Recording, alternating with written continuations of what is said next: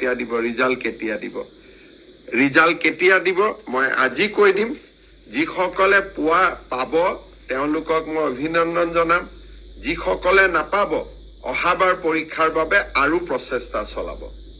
মন বেয়া নকৰিব আৰু সকলোৱে যিসকলে পাব তেওঁলোকৰ কৃতিত্বক লৈ আমি সকলোৱে গৌৰৱ কৰিম আৰু যিসকলে নাপাব তেওঁলোকে পুনৰ প্ৰচেষ্টা কৰিম।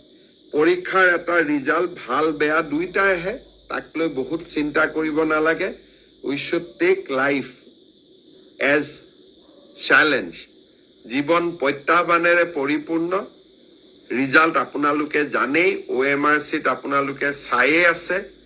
গতিকে পোৱা আৰু নোপোৱা দুইটাই জীৱনৰ একোটা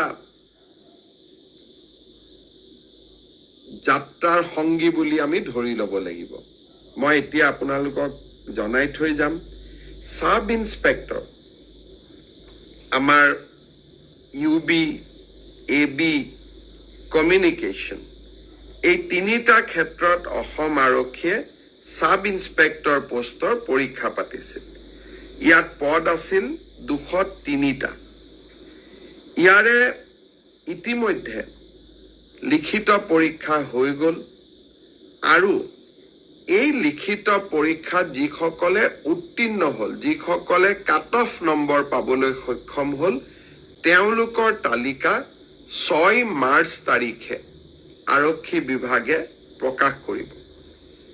6 মাৰ্চ তাৰিখে লিখিত পৰীক্ষাৰ ৰিজাল্ট হোৱাৰ লগে লগে PST আৰু PET আৰম্ভ হ'ব আৰু PST আৰু PETৰ এডমিট কাৰ্ড আপোনালোকে 9 মাৰ্চত ডাউনলোড কৰিব পাৰিব আৰু PST আৰু PET 17 মাৰ্চৰ পৰা আৰম্ভ হ'ব।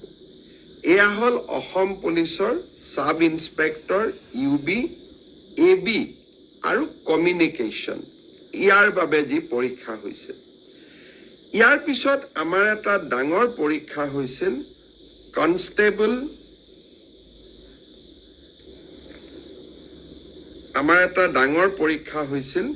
সেইটো হ'ল constable UB, constable AB, constable communication আৰু sub officer fire and emergency service.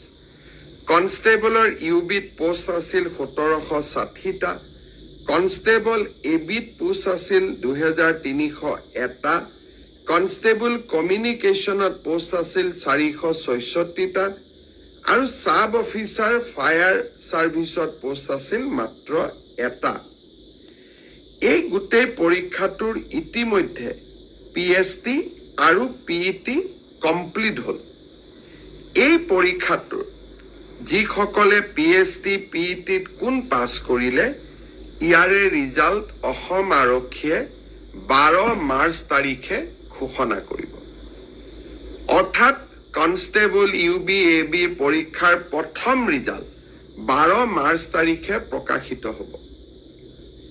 ইয়াৰ পিছত আপোনালোকে নিজেও জানে যে এটা লিখিত পৰীক্ষাত আমি অৱতীৰ্ণ হ'ব লাগিব আৰু এই লিখিত পৰীক্ষাটিৰ বাবে যিসকলে কাট অফ মাৰ্ক পাবলৈ সক্ষম হ'ব তেওঁলোকে এডমিট কাৰ্ড 17 মাৰ্চৰ পৰা ডাউনলোড কৰিব পাৰিব আৰু finally AB, UB written test 23 মাৰ্চত অনুষ্ঠিত হ'ব। ইয়াৰ পিছত অসম আৰক্ষীত ড্ৰাইভাৰৰ 667টা পোষ্টৰ বাবে PST আৰু PET অনুষ্ঠিত হৈছিল। এই ড্ৰাইভাৰৰো PST, PETৰ পৰীক্ষাৰ ৰিজাল্ট অহা পৰহি দিনাখন অৰ্থাৎ 4 মাৰ্চ তাৰিখে অসম আৰক্ষীয়ে ঘোষণা কৰিব।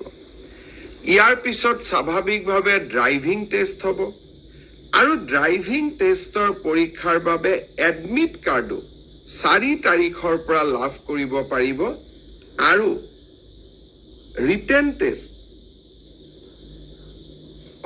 ড্ৰাইভিং টেষ্ট ৰিটেন পিছত হ'ব, প্ৰথমতে ড্ৰাইভিং হ'ব।